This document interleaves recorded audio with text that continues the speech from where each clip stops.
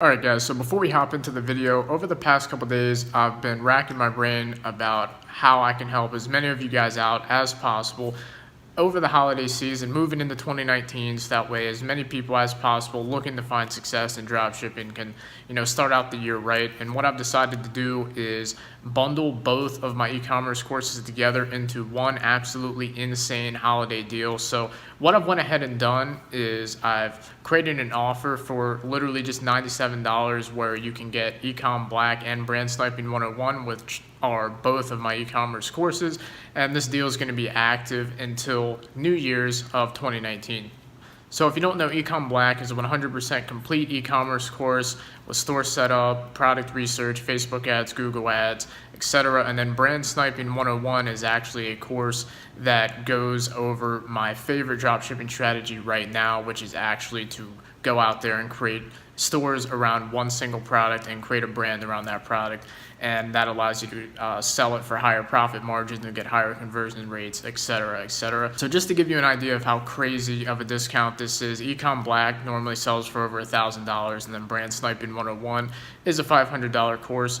But just for the holidays, I want to get as many people inside of these courses as possible, so that way I can get as many people started making money in 2019 as I possibly can. So that's why I went ahead and created this special offer. So for just $97, you can jump in and get both of these courses, lifetime access to both of these courses. So with that said, go ahead and click the link in the description, the first link, if you want to take a look, take advantage of this special offer. Like I said, it ends on New Year's Day. And with that said, let's go ahead and jump into the video. All right, guys, so we're inside my computer, and really quickly before we get started, I just want to give you a quick heads up. You may want to go ahead and grab some sort of caffeinated beverage or whatever it is that kind of amps you up or will be able to keep you in front of the screen for a little while, because we might be here for a large amount of time.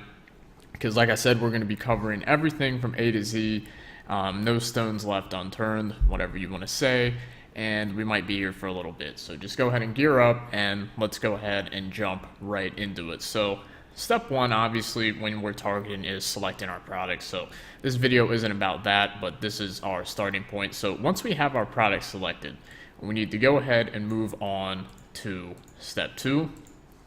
And to do that, we need to determine the type of product that we're trying to advertise right now on Facebook. So we need to ask ourselves, does this product belong to a niche, or is it a general product? So I have this little map here, this little mind map to kind of help visualize everything for you guys. So this is the type of essential pathway that you're going to go down when it comes to targeting on Facebook. So we have our product here, and then we have the niche. So does our product belong to a niche? If yes, we go to the top section of the path, and if no, then it's a general product, and we proceed to follow the bottom section of the path. So it's pretty self-explanatory. I wanted to go ahead and lay this out as simple as possible. So with that said, I'm going to go ahead and lead you down each one of the potential pathways and go ahead and kind of elaborate on them fully. And then towards the second half of the video, I'm actually going to show you two demo products, and I'm going to actually show you how I would set up targeting for them. So with that said, let's go ahead and continue through the map here. So once we've determined our product type, whether it has a niche or whether it's like a general product, then we have to go ahead and continue down the pathway here. So once we've done that, we move on to step three, which is targeting based on the product type. And then you can see that's when we start to move down these pathways here. So we can see, for example, that if our product doesn't belong to a niche, so it's a general product, then we're going to go ahead and brainstorm any related characteristics of our buyers, and I'll go ahead and get into a couple examples of those in a second. And then beyond that, we just target broad interest and then narrow those interests down by buying behavior. And if you're lost, we're going to go into this a lot deeper in a second when we jump back over to the Google Doc. I just want to kind of lead you through this right here. And then if our product does belong to a niche, then what we want to do is go ahead and determine whether that niche is large enough to where there's sectors within the niche. So what are sectors? So we're going to jump over here to this right here. So these are a lot of different sectors right here. So once we've determined that our product is within a niche, then what we can go ahead and do is determine, is this a really large niche, or is this a smaller niche that may only have a few interests within it, or is this a large niche that not only has a bunch of interests, but a lot of these interests fall into these broader sectors here. So let's say that our product is a dog related product, and that's our broad niche. Our broad niche is dogs. Now, the good thing about that is there's a lot of different sectors within the dog niche. So you can see I've broken it up into different things, and there's more sectors that I left out, but these are just some of the main ones here. So we would have dog magazines, so magazines that are just purely for dog owners, dog enthusiasts, celebrities and influencers rather, that are big within the dog niche, popular TV shows or movies that have to do with dogs, maybe events that dog owners go to, big stores that sell dog products like PetSmart, big Facebook fan pages that have to do with dogs, big, large, famous dog websites, types of dogs. So that's why I put types of niche. So types of dogs. So we would have different pet breeds and stuff within the niche. So keep in mind that based on whatever niche you have, not all niches are going to have every sector, and then some niches are going to have more sectors than others. So if it's a large niche like dogs or like a sport or something, then I like to go the targeting route of targeting different sectors rather than targeting individual interests. So you'll notice here that there's 3 different endpoints on this targeting chart here, and that's because I essentially have 3 different targeting strategies. So I have targeting strategies for general products, targeting strategies for large niches with sectors, which we just took a look at, and then targeting strategies for smaller niches that don't necessarily have a lot of sectors, but they do have a few interests within the niche itself. So as you can see, as we continue through the chart here, if it's a large niche like the dog niche that has different sectors, what we're going to do during our test campaign is have 5 different ad sets targeting 5 sector groups. So we would target dog magazines, or target dog brands, target dog websites, target different pet breeds, or dog breeds rather. Or if it's a smaller niche that doesn't have those sectors, then we would just target 5 interests that are related to that niche. So what we're going to go ahead and do now is go ahead and unhighlight these. So we can see here, product type 1 would be a product in a large niche that has sectors like this. So an example here would be this golf swing trainer. So here's one of the examples here, and we will be jumping into Ads Manager in a little bit, and I'll be showing you an actual example of this strategy in action. So what we would do is we would find 5 different sectors within our main audience, and then add interest within sector groups to make audiences at least 3 million. So we want at least 3 million people in our audience. And then we would go ahead and create 5 test ad sets targeting 5 different sectors, and then we would determine our budget using a formula from a previous video. So I don't want this video to be like 3 hours long, so we're only covering the targeting itself in this video, and I already covered how I determined my test budget and test products on Facebook in a previous video, so I'll go ahead and link that down below in the description. So we would create 5 test ads targeting 5 different sectors from here. So what I'm going to go ahead and do is just show you an example of this in Ads Manager right now. So what we could do is, if we were targeting this golf swing trainer here, if this was our product, and we went ahead and went in Ads Manager, we could go ahead and create an ad, and I'm just going to go ahead and create a campaign for conversions, and then continue. And then this is a test ad account, so the pixel here isn't installed on anything, so it doesn't have any events. But typically we would go ahead and optimize for purchases here. So like I said, this is a test account that I created for using in videos, so you can see that none of the pixel events are actually active. So here's where we come down and actually get down to targeting. So here's the meat of the video right here. So you can see we would come down here and we can go ahead and get into detailed targeting. So the first thing we can look at is up here, locations. I prefer to start out in the United States, and then if a product does well in the United States, then you can potentially scale it out to other bigger countries like, say, Australia or Canada or the UK. And then if it does well there, then I have a third level of scaling where I go into the European countries and different things like that. But I personally prefer to go ahead and start out targeting in the United States. I know some people like to target a bunch of different countries starting out, and that's completely fine. That works as well. This is just my personal preference. Now, when it comes to the age and the gender, you just have to think about, this is going to be product to product. So something like this golf trainer here, clearly men and women both golf, so we could keep the gender at all, and people of all ages golf, so we can keep the ages pretty broad here. But if it was something that maybe only men use, then obviously you want to switch that to just men. Or if it's something that, you know, only young people use, then we'd want to narrow our age down right here. But in this case, we don't have anything like that. So I'm going to come down here to detailed targeting and uncheck.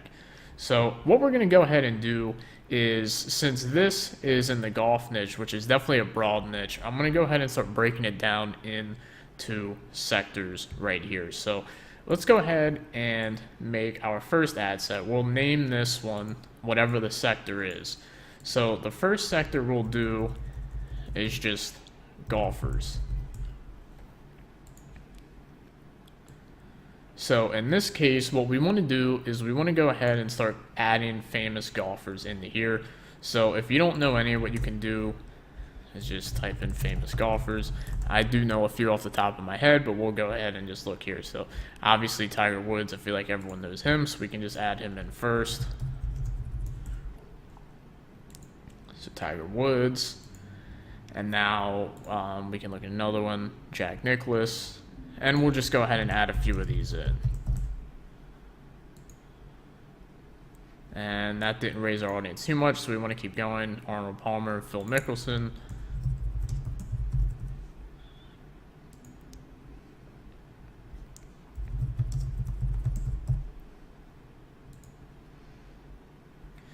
So right now, our audience is 4.8 million, which is pretty good. Like I said, you want to try and get it to above 3 million. If it's below that, that's okay, but I wouldn't recommend going below 1 million when you're testing, because during the testing phase, you want to be semi-broad, so that way you can give Facebook the opportunity to find which sector of your audience is going to be most likely to purchase. So that's why I normally want at least 3 million. So let's see if we can find any more in here. So just see if these guys show up. So at this point, our audience is pretty big. So we have 5 different golfers here. So I'll go ahead and keep it at 4.9 million. And then at this point, we would just go ahead and change our placements to just Facebook feeds and Instagram feed, and that's it. Now, I prefer video ads to image ads, but we'll go ahead and that's going to be for another video. This video, we're just going to stick with targeting. So down here, we can stay on all mobile devices. And then the budget, like I said, would be determined based on the formula that was covered in a previous video. So that will be linked down below this video. So we're optimizing for conversions. When it comes to the conversion window, I prefer 7 days click or 1 day view. However, you can split test different ones. And then at that point, we would just go ahead and continue. All right, so we're back inside the ads manager here. So at this point, what we would want to do is go ahead and create our additional sectors. So as you can see, we want to create 5 different test ad sets with 5 different sectors. So we went ahead and created one. So at this point, we go into the campaign here. You can see that I paused the campaign because obviously this is just a sample test I'm showing you here. So what we would go ahead and do is come in here, and once we have our ad set up, and you can see we would have our budget set based on the formula from the other video. And what we would do from here is just come in here and hit duplicate, and then we're going to duplicate our ad set into the original campaign, and we're going to go ahead and make 4 duplications, and then hit duplicate.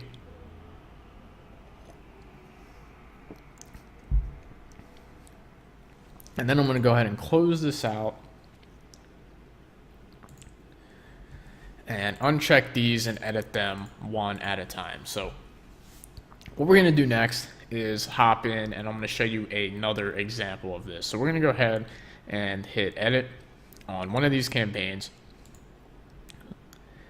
And at this point, we're going to go ahead and select another one of our sectors here and go ahead and create a audience for it. So we'll do golf brands for not gold brands, so we'll do golf brands for this sector, and then we'll come down here, we'll clear out this audience, and we'll start over. So now we'll come back to Google and we'll search golf brands. So here we go. Now, we want to be kind of smart when we do this, because something like Adidas or Nike, while they do make golf stuff, that's a little bit too unrelated. They're a little bit too broad because they make plenty of other stuff too. So we kind of want to go with companies that are purely golf. So Callaway right here is one of them. So we're going to go ahead and target Callaway. Golf company. And now we're going to add in a few more. So TaylorMade. TaylorMade Golf, and we'll add in Ping Golf,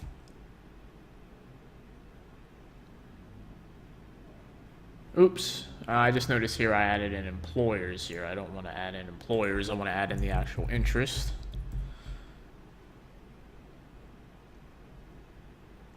So here we go, TaylorMade, that's the interest. And then Titleist, I know, is a pure golf brand as well.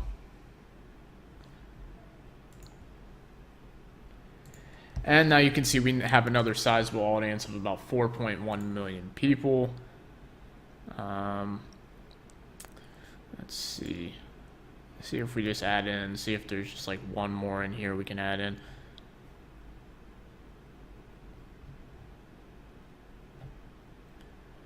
We'll go ahead and see if Golf Pride is an interest. Since we did 5 golfers, we'll see if we can do 5 of these. It's a smaller interest, but it's okay. So we've added it into here, and now you can see our reach is 4.1 million again. So at this point, we've already set up our second sector here. So this one is good to go. So at this point, we would just come down and hit publish. And we'll wait for this to load here because it's taking a little while. See, it's at 67%. And then we would go ahead and hit close. So now at this point, we want to go ahead and set up our third one. And as you can see, we would essentially just keep rinse and repeating this same thing. So the next thing we could do is look up.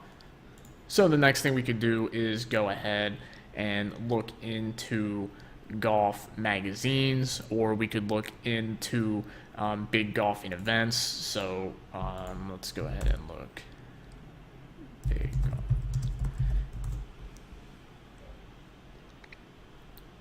So we could look at the men's major golf championships, like the 4 Grand Slams. So in this case, we could go in and then do golf events. So we could do like the PGA Tour. We could do different things like that as well. So at this point, since I think you should probably get the idea, I'm not going to go ahead and build out the other 3 sectors within the niche, but all you would do is pick 3 more sectors and then go ahead and build those out. And then you would let all of these test campaigns run for a week, and then we would analyze them. Now, like I said, getting more into testing, I already covered that in the previous video, so I'll link that in the description. So now I want to go ahead and show you what you can do with a different type of product. So let's go ahead and get into product type number 2. So product type number 2 is going to be very similar to product type number 1, but it's just a product that's in a smaller niche that doesn't have many sectors. So sometimes, most of the time you'll find most products are in large enough niches to where there's a bunch of sectors, so you can do the sector targeting method, but sometimes you get a product where it's in a tinier niche to where there's only a few just general interests that have to do with that product. So if you get inside of one, so if your product falls into one of these smaller niches, then essentially we're just going to choose 5 interests within our niche, and then we're going to create 5 test ad sets targeting those 5 different interests, and then do the budget the same as above. So I'm not going to build out an example on this one because it's pretty similar to above. The only change is we're not targeting sectors within the niche, but we're just targeting plain interests. So if we're in a tiny niche that doesn't have a bunch of sectors, that only has just a couple interests that are related to the niche, then we're just going to pick 5 interests and go ahead and move forward with that. So now I want to get into product type number 3, because I know this is probably something that a lot of people are interested in, which is general products. So it doesn't fit into a niche, so like phone accessories or salad bowl cutters, moon lamps. A lot of these hot drop shipping products you see are more general products. They don't fit into a specific niche, so we have to do different types of targeting for that. So what we want to do is, first off, we want to try and think of any characteristics that may be relevant to our target buyers. So if it's a general product, but let's say it's just an electronic product, so even if it's just some type of phone accessory, then we can target a large electronic brand like Best Buy. Or maybe it's the salad cutter bowl, which was a popular dropshipping product in the past. We can go ahead and target people interested maybe in, big name chefs like Gordon Ramsay or influencers in the food space. So with general products, we have to try and get creative and think of different characteristics or kind of more general interest that may relate to our target market. But a lot of the times, a lot of these general products aren't going to have any of these characteristics or general interests. So if that's the case, that's fine. Then at this point, we're just going to go 100% completely general, and we're going to target huge broad interests like Amazon, Netflix, pizza, and literally anything you can think of, anything that, the majority of everyday people are going to be interested in. We would just target that. And then we're going to narrow these down by buyer behaviors on Facebook. And then as far as the creation, we're going to go ahead and create 5 ad sets targeting 5 broad interests with the same testing budget. And then we're going to, in this case, aim for audiences that have 10 million plus, because with general products, sometimes we're going to need to give Facebook a little bit more wiggle room to be able to find our buying market within these audiences, because it's a general product where Facebook has to do a little bit more of the work on this end. So that's why we want to have a bigger audience, so Facebook can have a bigger pool to go ahead and find our buyers in. So the example I'm going to show you in this case is going to be this product here. So it's just a phone cover. It's like a spy protecting phone cover. So so you just put this on your phone, and when people try and look at your phone from an angle, they can't see what's on your phone. So pretty neat. So let's go ahead and say that we were advertising this product. So the first thing that I would go ahead and look at is, so this is a broader product, but it does kind of fall into the electronics category. So I would probably go ahead and create one targeting that has to do with, like, say, Best Buy. But one other thing we can pick up with this, despite it being a general product, we can see that this specific one right here, if we were selling this specific one, it's only available for people that have iPhones. So you can see that this product, they don't have any variations that fit Galaxies or Google Pixels or anything. It's only for iPhone owners. So at this point, we would want to target general audiences that are either on Facebook on an iOS device or own an iPhone. So that's one way we could go ahead and narrow it down, because we don't want to be targeting people with Samsung Galaxies if we don't offer a case for those people, or a cover for those people rather. So we're going to go ahead and jump back into Ads Manager, and I'm going to go ahead and show you an example of this. So rather than create a whole new campaign, I want you to go ahead and just picture that we're in a new campaign, because this is what you'd be doing. You'd be creating a new campaign, and then we'd be back at the ad set level again. So in this case, since this is an electronic product, we could go ahead and just do, like, we could just see how many people are interested in Best Buy first. We might need to add in more retailers here, so we'll go ahead and get rid of this. I'll just search Best Buy. So Best Buy alone already has a potential reach of 21 million people, so this is pretty good. So we don't need to add any other retailers in here.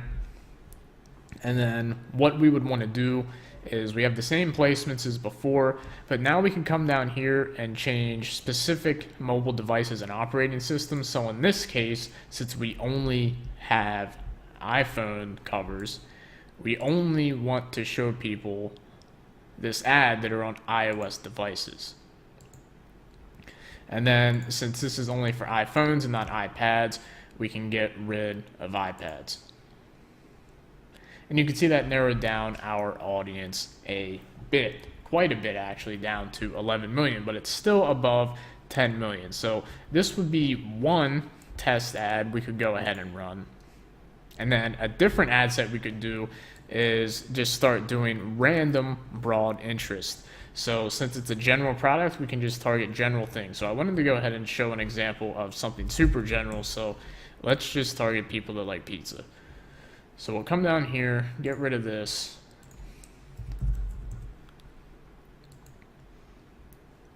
And you can see here, pizza, 37 million, a lot bigger of an audience, and we are still narrowed down to people that only are on iOS devices. So now this is a unique case because it's a phone, so we're narrowing it down by device, but in most cases, you're not going to be narrowing it down by device. So most of the time, if you were to put in pizza, it would be 58 million. But in this case, we'll keep it on iOS because that's the example product. So we come back up here, and what we can do is we can actually narrow our audience by certain behaviors. So since this is a pretty large audience, we can narrow it by people that have past history of shopping online. So we can put in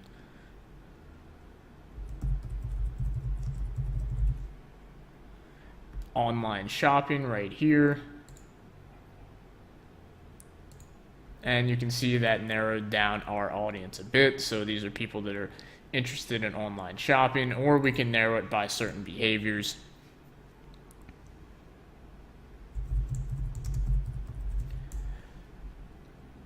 So one behavior here is engaged shoppers. You can see it's a purchase behavior, so we could go ahead and put that in there as well. And now we've narrowed it down to 24 million people.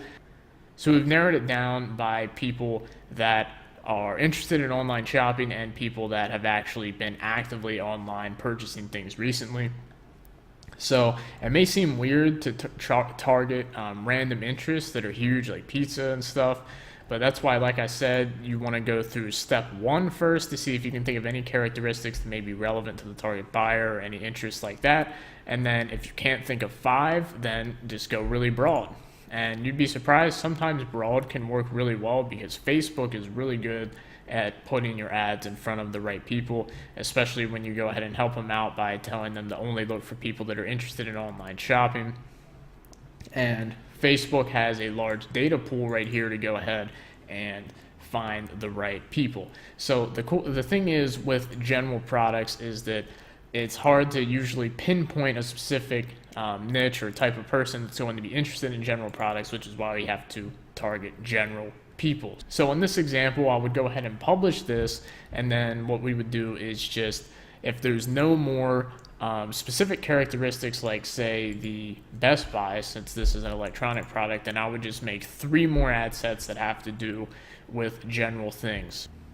And then we can try narrowing it down by something else huge, like maybe like a large sport. So this is the US, so baseball is pretty big in the US. So baseball, online shopping, engaged shoppers, 31 million. So there's another ad set, and we would just go ahead and keep going until we have 5. So guys, that's pretty much Facebook targeting in a nutshell. Just make sure whenever you select a product, when you find a hot product, you just want to run it through this same map here. So you want to find out whether it's in a niche or not. If yes, is it a large niche with sectors, or is it a small niche with only a few interests? And then go ahead and proceed accordingly. And then if it's a general product, then go ahead and follow the same steps we just outlined. So with that said, that's going to be it for this video. If you like content like this, go ahead and give it a thumbs up, subscribe to the channel for more similar content, and I'll see you guys in the next one.